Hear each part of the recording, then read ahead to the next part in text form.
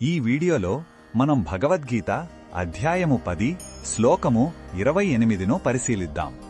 ఈ విభూతి యోగంలో అర్జునుడి కోరిక మేరకు శ్రీకృష్ణుడు ఈ సృష్టిలో శ్రేష్టమైన వాటిలో తాను ఎలా వ్యక్తమవుతాడో వివరిస్తున్నాడు. మొదటగా ఈ పవిత్ర శ్లోకాన్ని భక్తితో విందాం.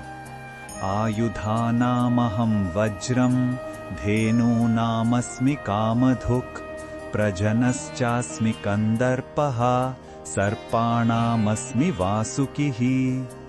ఈ శ్లోకం అర్థం ఏమిటంటే శ్రీకృష్ణుడు ఇలా అంటున్నాడు, ఆయుధాలలో నేను అత్యంత శక్తివంతమైన వజ్రాయుధాన్ని, గోవులలో కోరికలు తీర్చే కామధేనువును నేను, కేవలం సంతాన ఉత్పత్తికి కారణమైన ధర్మబద్ధమైన మన్మథుడను నేనే, సర్పములలో నేను వాసుకి అనే సర్పరాజును. ఈ ఉదాహరణల ద్వారా ప్రతి వర్గంలోనూ అత్యంత శ్రేష్టమైనది, శక్తివంతమైనది తన స్వరూపమే అని భగవంతుడు చెబుతున్నాడు. ఈ శ్లోకంలో ఉన్న భావం మనకు ఏమి చెబుతుందంటే, దైవత్వం అనేది మన చుట్టూ ఉన్న సృష్టిలోని గొప్పతనంలోనే దాగి ఉంది. అత్యుత్తమ శక్తి, సమృద్ధి మరియు పవిత్రమైన సృజనాత్మకత అన్నీ భగవంతుని మహిమ యొక్క ప్రతిబింబాలే. ఇది చూసే ప్రతి గొప్పదనం వెనుక ఉన్న దైవత్వాన్ని గుర్తించమని మనకు నేర్పుతుంది.